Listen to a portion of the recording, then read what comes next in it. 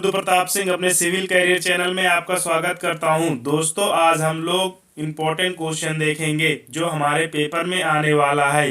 कम से कम दोस्तों ये 5 नंबर का क्वेश्चन आएगा। अगर आप लोग इसे तैयार करके जा रहे हैं तो सर्वे में अच्छा नंबर गेन करेंगे। ठीक दोस्तों, तो आपको केवल मैं इम्पोर्टेंट क्वेश्चन ही बताऊंगा और आप लोग इसको केवल पढ़ के जाइएगा।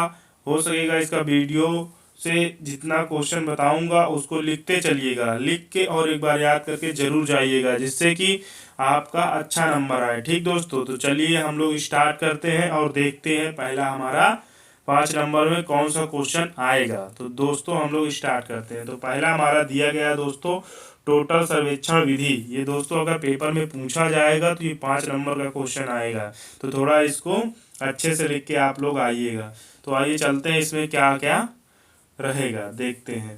टोटल स्टेशन किसे कहते हैं पहले से जानते हैं। ठीक दोस्तों, तो टोटल स्टेशन से लक्ष्यों जिसे स्टेशनों की सापेक्ष दूरियों तथा कोणीय स्थिति ज्ञात की जाती है। समझ में आया दोस्तों क्या किया जाता है? टोटल स्टेशन से क्या किया जाता है? लक्ष्यों की सापेक्ष दूरी तथा कोणीय स्थिति ज्ञात की जाती है। दूरबीन को लक्ष्य बिंदु पर साध कर दृष्टि रेखा का क्षैतिज तल में घुमाव, मतलब क्या बोलते हैं दोस्तों? Angle of rotation. ठीक दोस्तों, तथा ऊर्ध्व तल में झुकाव, एंगल ऑफ इंक्लाइनेशन सीधे अंकों या डिजिट में पढ़े जा सकते हैं, जबकि एक सामान्य ट्रांजिट में यह पठन आंशिक चक्रियों पर पढ़ा जाता है। ठीक दोस्तों, ईडीएम से एक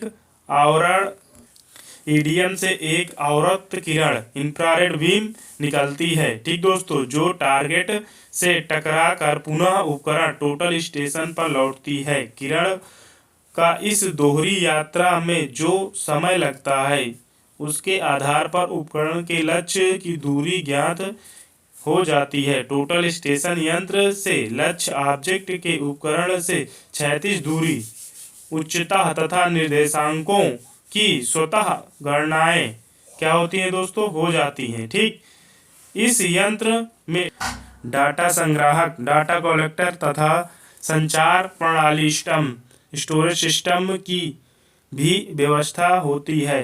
डाटा संग्राहक स्वतः क्षैतिज आंकड़े फील्ड डाटा एकत्र करता है और उनको कंप्यूटर पर भेजता है, जो इन प्रेषित आंकड़ों पर क्या करते हैं? प्रेषित आंकड़ों का पुनः प्रोसेसिंग या संदीर्ण करता है तथा इलेक्ट्रॉनिक टोटल स्टेशन या इलेक्ट्रॉनिक टैकोमीटर से उत्तम होता है। ठीक दोस्तों, टोटल स्टेशन के माइक्रो प्रोसेसेस से निम्न गणनाएं हो सकती हैं। कौन कौन सी हो सकती है उसके बारे में हम लोग जानते हैं। ठीक दोस्तों, पहला हमारा हो सकता है 2 बिंदुओं के मध्य दूरी तथा अनेक दूरियों का औसत निकाल सकते हैं। फिर ढाल संशोधन हो सकता है, स्लोप करेक्शन। फिर होता है दोस्तों हमारा कोणीय मापन तथा उनका औसत, एंगुलर मेजरमेंट। फिर होता है दोस्तों हमारा बिंदुओं की सापेक्ष उच्चता, एलिवेशन। फिर होता है दोस्तों हमारा बिंदुओं के निर्देशांक,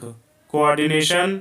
फिर क्षेत्रीय आंकड़ों तथा आवश्यकता या आवश्यक गणनाएं स्वतः क्या करती हैं दोस्तों? टोटल स्टेशन के पारदर्श या डिस्प्ले पर आ जाती हैं।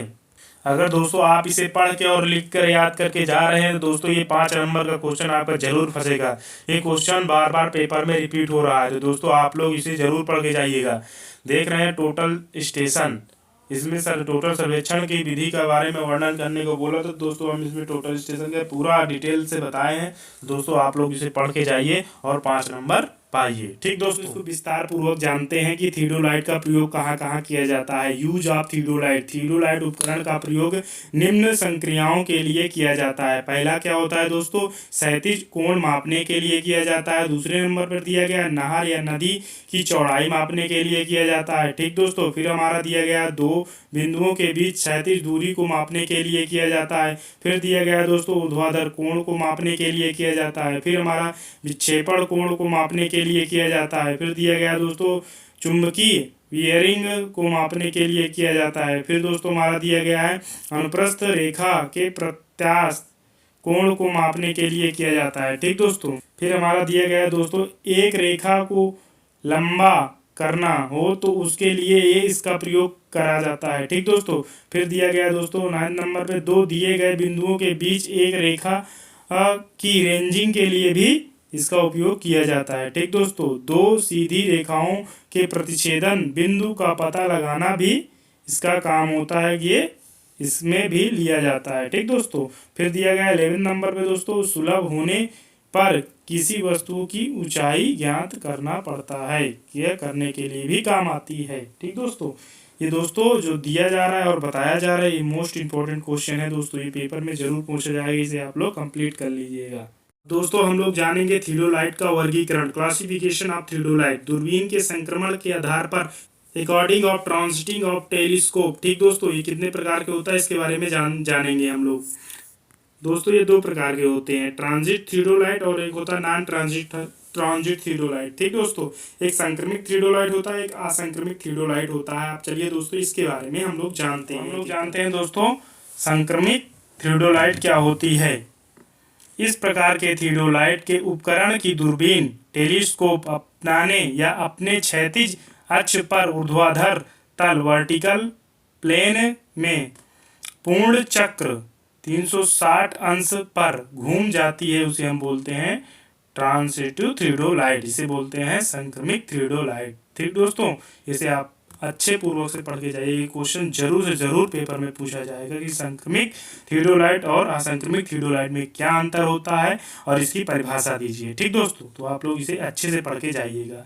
ऐसे करने पर अथवा दूरबीन का पूर्ण चक्र घुमाने पर दृष्टि रेखा लाइन ऑफ साइट की दिशा 180 अंश बदल जाती है, अर्थात दूरबीन को इस प्रकार घुमाने से नेत्रिका आई वेन व वस्तु लेंस ऑब्जेक्टिव लेंस की परस्पर स्थिति बदल जाती है। ठीक दोस्तों, अब हम लोग दोस्तों देखेंगे असंक्रमित थियोडोलाइट क्या होती है, नॉन ट्रांजिटिव थियोडोलाइट। इस प्रकार की थियोडोलाइट में दूरबीन ऊर्ध्वाधर तल में पूर्ण 360 अंश में नहीं घुमाई जा सकती है। असंक्रमित थियोडोलाइट में दूरबीन से निकालने वाली दृष्टि रेखा का संक्रमण नहीं किया जा सकता है। आजकल इस प्रकार के थियोडोलाइट प्रचलन में नहीं है, जबकि संक्रमित थियोडोलाइट ही सर्वेक्षण कार्य में प्रयोग की जाती है या लाए जाते हैं। ठीक दोस्तों, अब दोस्तों देख लेते हैं थोड़ा प्लेट के साइज के आधार पर, according to size of plate. Theodolite के साइज को निचली स्केल प्लेट क्या होता है, लोअर स्केल प्लेट के साइज में दर्शाया जाता है। थियोडोलाइट की स्केल प्लेट का साइज जितना बड़ा होगा थियोडोलाइट की परिशुद्धता उतनी ही अधिक होगी। ठीक दोस्तों, 0.8 सेंटीमीटर मतलब कि 8 सेंटीमीटर से 12 सेंटीमीटर व्यास की प्लेटों वाले थियोडोलाइट सामान्य सर्वेक्षण कार्यों में प्रयोग किए जाते हैं। और देख लेते हैं दोस्तों थियोडोलाइट की अल्पतमान के आधार पर कैसे विवरण किया गया है। ठीक दोस्तों, वर्नियर थियोडोलाइट क्या होती है, जिस थियोडोलाइट में हॉरिजॉन्टल वर्टिकल एंगल को पढ़ने के लिए वर्नियर लगाया या लगा होता है उसे वर्नियर थियोडोलाइट कहते हैं। इस प्रकार के थियोडोलाइट की लेटेस्ट काउंट 10 सेकेंड से 20 सेकेंड तक होती है। इस प्रकार के थियोडोलाइट समान प्रकार के कार्यों में प्रयुक्त होती हैं। ठीक दोस्तों, अब हम लोग अपना अगला क्वेश्चन देखते हैं कि कौन सा क्वेश्चन सबसे ज्यादा इम्पोर्टेंट है। सबसे ज्यादा जो इम्पोर्टेंट क्वेश्चन दोस्तों केवल उसी को हम कराएंगे और आप लोग इसे पढ़ के जाएंगे तो आप अच्छा नंबर गेन करेंगे। हम लोग अपना मोटिव यही रखेंगे दोस्तों कि हम अपना 5-5 नंबर वाला क्वेश्चन करते चलें। ठीक दोस्तों, साधारण वक्रीय वक्र एवं संक्रामक वक्र में अंतर क्या होता है, पहले इसको जानेंगे। ठीक दोस्तों, इसके अंतर के बारे में इसमें पूछा है तो दोस्तों हम क्या लिख रहे हैं, आइए देखते हैं इसमें क्या लिखा हुआ है।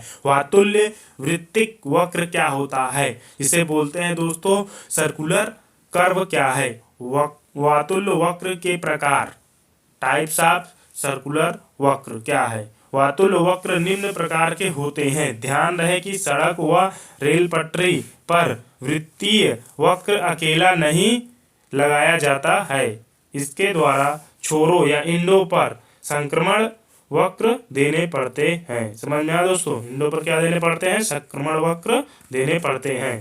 पहला देखते हैं सरल वक्र क्या होता है। ठीक दोस्तों, यह विभिन्न दिशाओं वाली दो सीधे, क्या होता है दोस्तों, यह विभिन्न दिशाओं वाली दो सीधी रेखाओं के मध्य वृत्त की एकल चाप का बना होता है और दोनों सीधी रेखाएं क्या करते हैं दोस्तों, इसके स्पर्शजा जिसे बोलते हैं टैंजेंट होती है। इस वक्र की त्रिज्या समान होती है या रहती है। चित्र नंबर 1 पे देखिए बना है, ये सरल वक्र है दोस्तों, इसका फिगर भी आप लोग बना के आइएगा।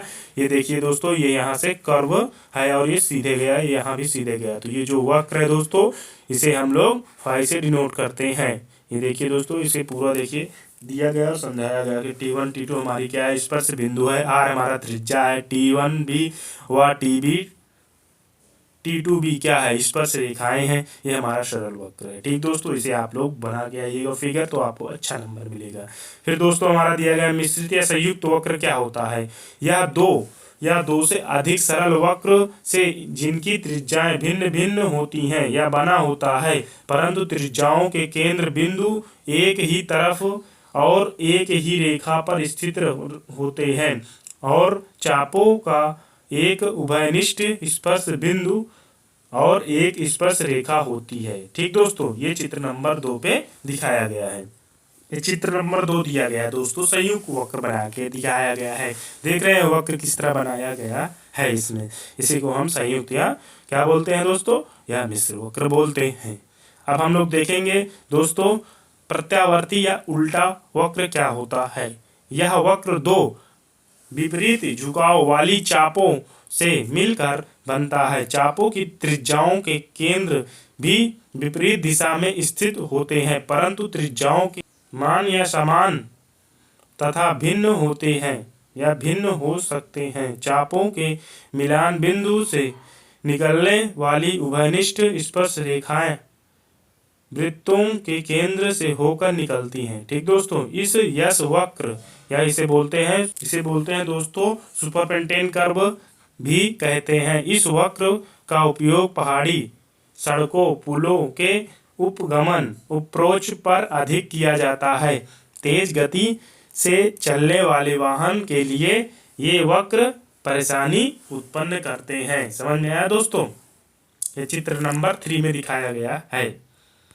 ये देखिए दोस्तों, हमारा चित्र नंबर 3 दिया गया है। यह हमें प्रत्यावर्ती वक्र कहलाता है। ये पहाड़ों में ही सक्सेस हो पाता है, नॉर्मल जगह इसे नहीं बनाया जाता है, नहीं तो इसमें गाड़ी स्पीड से नहीं चलाई जा सकती है। विचलन वक्र क्या होता है दोस्तों, ये जान दो प्रत्यावर्ती वक्रों को सतत रूप से मिलाकर बनाया जाता है। इसकी शक्ल दो यश जैसी होती है या रहती है। मार्ग की सीध में पड़ने वाली किसी अडिंग बाधा से बचकर निकालने के लिए विचलन वक्र अपनाया जाता है। बाधा पार करने के बाद संचार रेखा पुनः अपने मूल संरेखण पर आ जाती है। ठीक दोस्तों, सड़कों व रेल पटरियों की मरम्मत के समय यातायात को अस्थायी तौर पर मोड़ने या मार्ग पर विचलन वक्र दिया जाता है। ठीक दोस्तों, ये हमारा विचलन वक्र का फिगर है। जितना दोस्तों ये फिगर दिख रहा है, फिगर को जरूर से जरूर बना के आइएगा। ठीक दोस्तों, ये क्या है, पे सीधे रास्ता जा रहे थे, फिर से क्या किया गया, मोड़कर फिर उसी रास्ते। दोस्तों अब हम लोग देखते हैं कि संक्रमण वक्र क्या होता है। संक्रमण वक्र के बारे में हम लोग जानेंगे। ये देखिए दोस्तों, संक्रमण वक्र का पूरा फिगर बना गया है और ये फिगर आप लोग जरूर से जरूर बना के आइएगा, क्योंकि ये सबसे सिंपल फिगर भी है, न ज़्यादा टफ है न कुछ है। तो आप लोग इसे देखिए और अच्छे से क्वेश्चन पढ़िएगा और अच्छे से फिगर बना के आइएगा। ये फिगर आपको वक्र बनाया गया है, सर्कुलर वक्र कर्व दिया गया है, ए दिया है, सी दिया गया है, सीधिक दिया गया है, संक्रमण दिया गया है, पार्श्व रेखा दिया गया है दोस्तों, या अग्र पार्श्व रेखा दिया गया है, ट्रांजैक्शन कर्व दिया गया है, सब दिया गया है दोस्तों। आप लोग इसे देख लीजिएगा अच्छे से, और जिससे जो डिनोट किया गया, जैसे पी क्यू से डिनोट किया गया वक्री वक्र इसे बना के आइएगा दोस्तों। वृत्तीय वक्र को T1P तथा T2Q से संक्रमण वक्र दिया गया है, जिसे डिनोट करके भी आइएगा तो अच्छा नंबर मिलेगा। ठीक दोस्तों, तो आइए हम लोग देखते हैं इसकी थ्योरी। यह पैराबोलिक, जिसे पैराबोलिक प्रकार का एक वक्र होता है। ठीक दोस्तों, जो वृत्तीय वक्र के दोनों छोरों या एंड्स पर इसकी स्पर्श रेखा व वृत्ता के बीच दिया जाता है, अर्थात इसे सीधी रेखा और सरल वक्र के मध्य डाला जाता है। संक्रमण वक्र दो मिश्र या कंपाउंड व प्रत्यावर्ती या जिसे बोलते हैं रिवर्स यस वक्रों के मध्य भी डाला जाता है, ताकि उनमें वक्रता का परिवर्तन सरल व सुगम बना रहे। संक्रमण वक्र की त्रिज्या इसकी इकाई लंबाई में बदलती रहती है, अर्थात इस वक्र की त्रिज्या अनंत इनफाइनाइट से शुरू होकर घटते घटते मुख्य वृत्तीय वक्र के स्पर्श बिंदु पर आकर मुख्य वक्र की त्रिज्या के बराबर हो जाती है। संक्रमण वक्र देने से मार्ग की दिशा परिवर्तन एकदम क्या हो जाती है दोस्तों, एकदम अब्रुप्टली ना होकर सरल एवं सुगम बन जाती है। अतः इसमें सुगमता वक्र जिसे बोलते हैं दोस्तों एक्समेंट कर्व भी कहते हैं। जब यह मुख्य सरल वक्र के साथ दिया जाता है, इसे मिश्र वक्र या कंपाउंड कर्व भी कहते हैं। वास्तव में संक्रमण वक्र सीध और वृत्ता दोनों के बीच त्रिशंकु की भांति अटका रहता है। संक्रमण वक्र क्षैतिज तथा ऊर्ध्वाधर दोनों प्रकार के वक्रों के साथ बनाए जाते हैं। संक्रमण वक्र कई प्रकार के होते हैं, जैसे परावलय या सर्पिल आदि। ठीक दोस्तों, ये 5 नंबर वाले क्वेश्चन है। ठीक दोस्तों, अगर ये क्वेश्चन आप लोग पढ़ के जा रहे हैं पेपर में तो आप लोग अच्छा नंबर गेन करेंगे। आई होप कि जितना बताया गया है दोस्तों आप लोग को अच्छे से समझ में आया होगा। दोस्तों, आपको जितना क्वेश्चन बताया गया है इसे आप लोग अच्छे से पढ़ के जाइएगा और अच्छा नंबर गेन करिएगा। ठीक दोस्तों, मैं छोटी छोटी क्लिप वाली वीडियो बना के लेके आऊँगा, तो उसमें क्या रहेगा दोस्तों, आपको जितना क्वेश्चन बताया जाएगा वही क्वेश्चन पे टारगेट करना है और कुछ नहीं करना है। तो दोस्तों, आप लोग इसे अच्छे से पढ़िएगा और अच्छा नंबर गेन करिएगा।